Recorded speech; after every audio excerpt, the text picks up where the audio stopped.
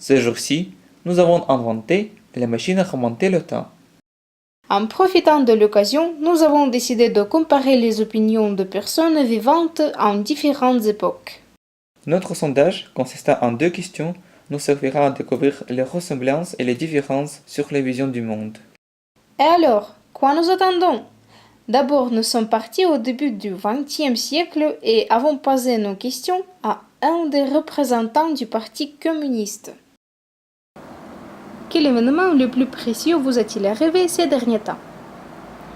À cause du régime politique, chacun de nous se trouve dans la même situation financière. Mais j'ai eu la chance d'avoir 20 roubles de plus. C'est interdit.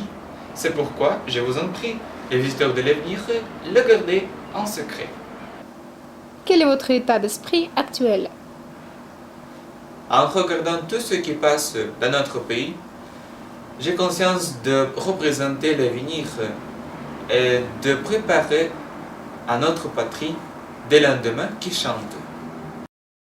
Après les réponses du premier participant, nous avons voyagé plus loin, à l'époque victorienne.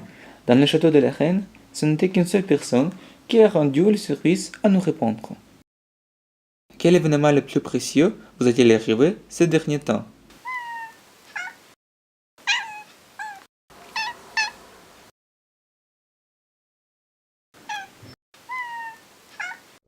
Quel est votre état d'esprit actuel?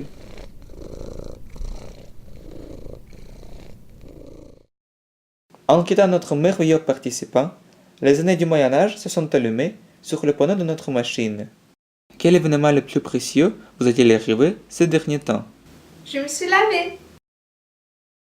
Quel est votre état d'esprit actuel? Ma vraie croyance reste toujours cachée. Je suis obligée de vivre selon les pensées des autres. Je ne sens pas que je vis, j'existe. Après un voyage long et éloigné, pour finir notre recherche, nous sommes revenus à nos jours et ont posé les mêmes questions à un contemporain. Quel événement le plus précieux vous est-il arrivé ces derniers temps? Je viens d'acheter iPhone.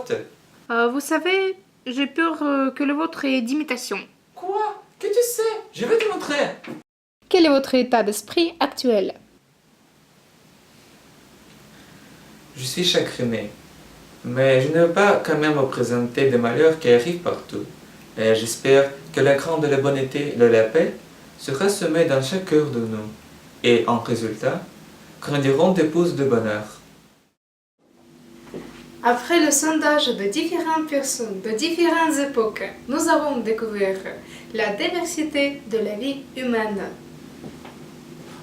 Pendant toutes les époques, l'homme doit s'habituer aux diverses conditions, Mais l'intention à percevoir le bonheur n'importe quelle forme. est une des raisons les plus essentielles pour vivre.